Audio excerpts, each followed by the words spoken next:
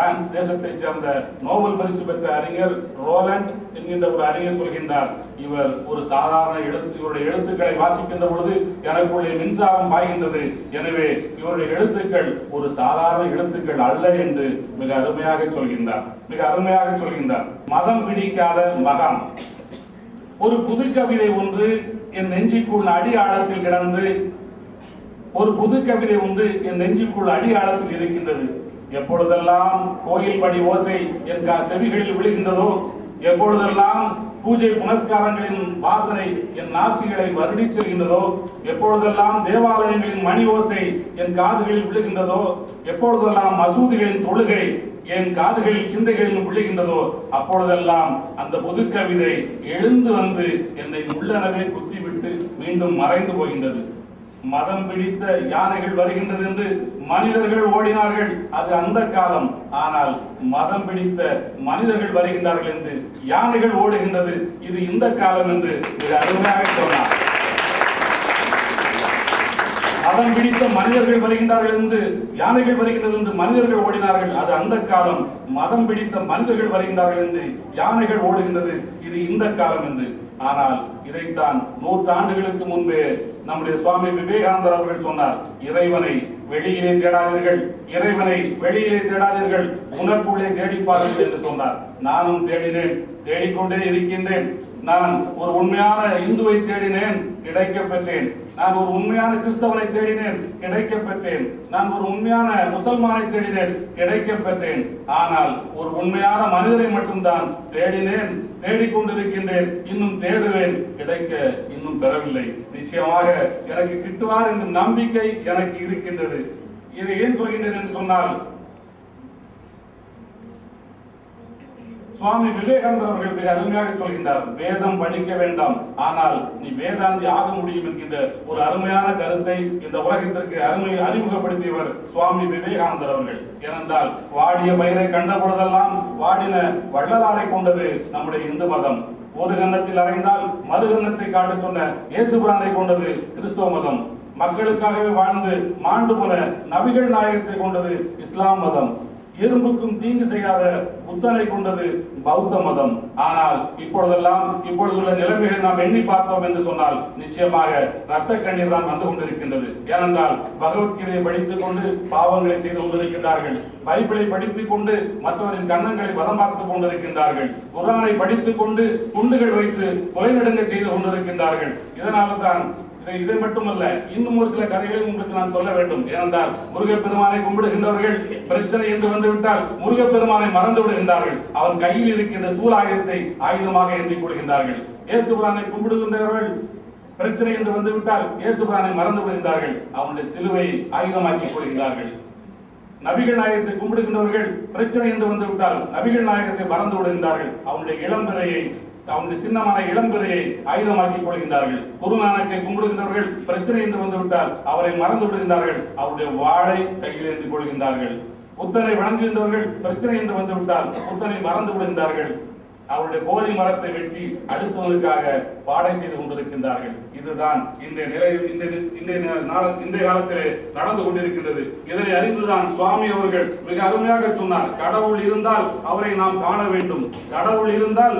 காண வேண்டும், ஆன்மா இருந்தால் அவற்றை நாம் உணர வேண்டும். அப்படி உணர முடியவில்லை என்றால், நம்பிக்கையில் இருந்தால் நீ நாத்திகனாக இருப்பதை மேல் என்று சொல்லிவிட்டு சென்றார். எனவேதான் சொல்கின்றேன், எனதருமை மாணவ செல்வமே, நாளை முதலாவது உங்களுக்கு பிடித்த மதத்தில் இருங்கள், இல்லை என்று சொல்லவில்லை. ஆனால் மதம் மட்டும் பிடிக்காமல் பார்த்துக் கொள்ளுங்கள். எனதருமை மாணவ செல்வங்களே, பிடித்த மதத்தில் இருங்கள், மதம் மட்டும் பிடிக்காமல் பார்த்துக் கொள்ளுங்கள். இளைஞர்களின் எழுச்சி ஞாயிறு சுவாமி விவேகானந்தர் அவர்கள். சோர்ந்து போன இளைய சமுதாயத்தை தூக்கி நிறுத்துகின்ற நெம்புகோல்கள் யார் என்று கேட்டால் இந்த இளைய சமுதாயம் சொல்லும் டேல் கர்னேகி என்று. சோர்ந்து போன சமுதாயத்தை தூக்கி நிறுத்துகின்ற நெம்புகோல்கள் யார் என்று கேட்டால் இந்த இளைய சமுதாயம் சொல்லும் டேல் கர்னேகி என்று.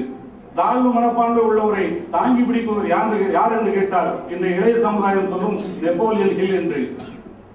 இந்த கனவுகளை காண சொன்ன ஒரு மாமனிதர் யார் என்று கேட்டால் இந்த சமுதாயம் சொல்லும் ஜேம்ஸ் ஆலன் என்று.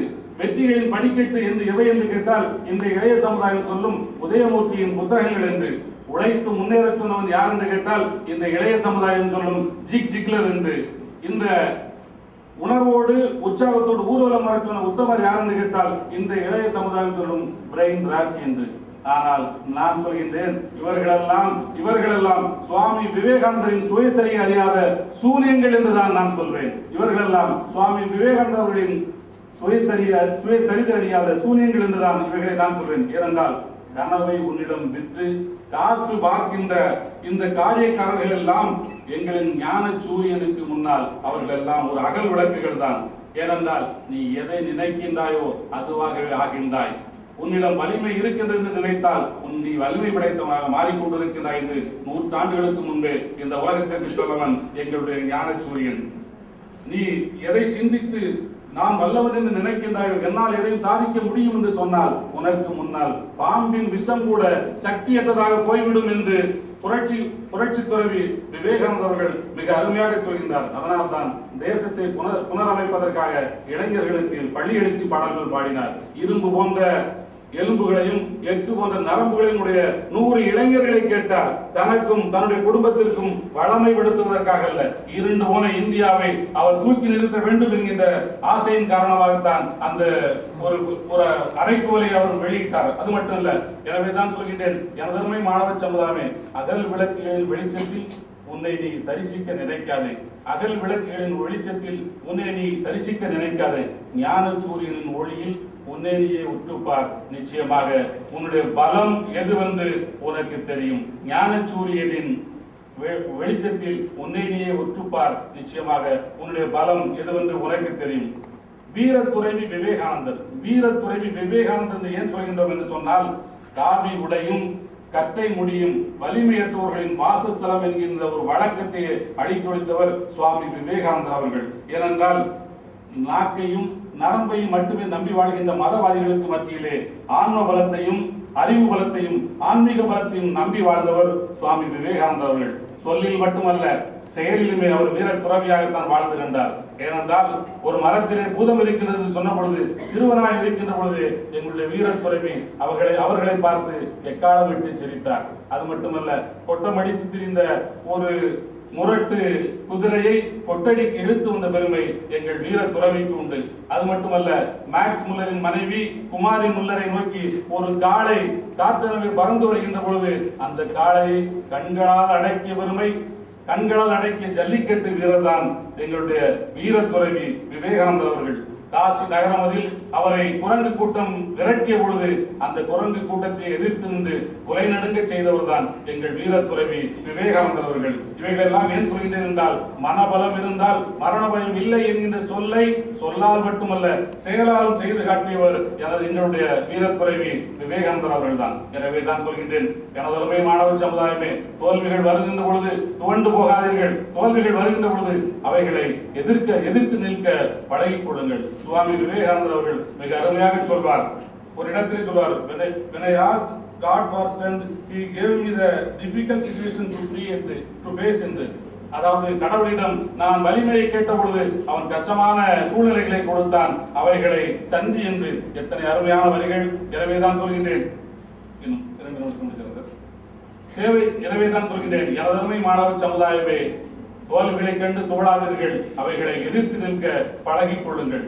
சேவை செம்பல் சுவாமி விவேகானந்தர் என்று சொல்கின்றே, அவர் என்ன சேவை செய்தார் என்று நீ உணர வேண்டும். ஏனென்றால் தனியொரு மனிதனுக்கு நீ உதவி செய்ய முடியாது. அவனுக்கு சேவை மட்டும்தான் உன்னால் செய்ய முடியும் என்கின்ற ஒரு ஆச்சரியப்படத்தக்க ஒரு கருத்தை இந்த உலகத்திற்கு சொன்னவர் சுவாமி விவேகானந்தர் அவர்கள். இந்த விளம்பரத்திற்காக உதவி செய்கின்ற பல அகல் விளக்குகள் இருக்கின்ற இந்த தேசத்திலே, கிள்ளி கொடுப்பதையே பல ஆயிரம் அள்ளி கொடுப்பதாக விளம்பரம் செய்து கொள்கின்ற பல அகல் விளக்குகள் உள்ள இந்த தேசத்திலே எங்கள் ஞானசூரியன் மட்டும்தான் உனக்கு சேவை செய்ய மட்டும்தான் உரிமை உள்ளது என்று உத்தரவு போட்டது என்று சொன்னால் அதில் உண்மை உள்ளது. இதை ஏன் சொல்கின்றேன் என்று சொன்னால், நாம் எல்லாம் இந்த 21ஆம் நூற்றாண்டிலே பிச்சைக்காரர்களாகவும் வியாபாரிகளாகவும் வாழ்ந்து கொண்டிருக்கின்றோம். நான் இந்த 21ஆம் நூற்றாண்டிலே பிச்சைக்காரர்களாகவும் வியாபாரிகளாகவும் வாழ்ந்து கொண்டிருக்கின்றோம். ஒவ்வொரு செயலிலுமே நாம் பிரதிபலன் எதிர்பார்க்கின்றோம். ஒவ்வொரு செயலிலுமே நாம் பிரதிபலன் எதிர்பார்க்கின்றோம். அன்பையும் கடமையையும் காதலையும் கூட நாம் விலை பேச காத்திருக்கின்றோம் என்று கூறி, எனவேதான் சேவை செய்ய உன்னுடைய மனதை செதுக்கிக் கொள் என்று கூறி, அகல் விளக்குகளின் ஊர்வலத்தில் உன்னை நீயே கரைத்துக் கொள்ளாதே. அகல் விளக்குகளின் ஊர்வலத்தில் உன்னை நீயே கரைத்துக் கொள்ளாதே. அகல் விளக்குகளின் ஆர்ப்பரிப்பில் உன்னை நீ இழந்து விடாதே. அகல் விளக்குகளை உன்னை கவிழ்த்து விடுகின்ற அல்லல் விளக்குகள் என்று கூறி, வழிநெடுக உனக்கு 1000 அகல் விளக்குகள் இருக்கலாம். வழிநெடுக உனக்கு 1000 அகல் விளக்குகள் இருக்கலாம். ஆனால் உன்னுடைய லட்சிய பாதையில் ஒரு ஞான சூரியனை முன்னிறுத்து, உன் லட்சிய வேட்கைக்கு ஒரு ஞான சூரியனிடமிருந்து அறிவையும் ஒரு வெப்பத்தையும் இரவலாக பெற்றுக்கொள். அகல் விளக்குகளின் வெளிச்சத்தில் வாழ்வதை விட, அகல் விளக்குகளின் அரவணைப்பில் வாழ்வதை விட அந்தகனாக வாழ்வதே மேல் என்று கூறி, நாளை முதலாவது ஒரு ஞான சூரியன் உனக்கு முன்னால் செல்லட்டும் என்று கூறி விடைபெறுகிறேன். நன்றி, வணக்கம்.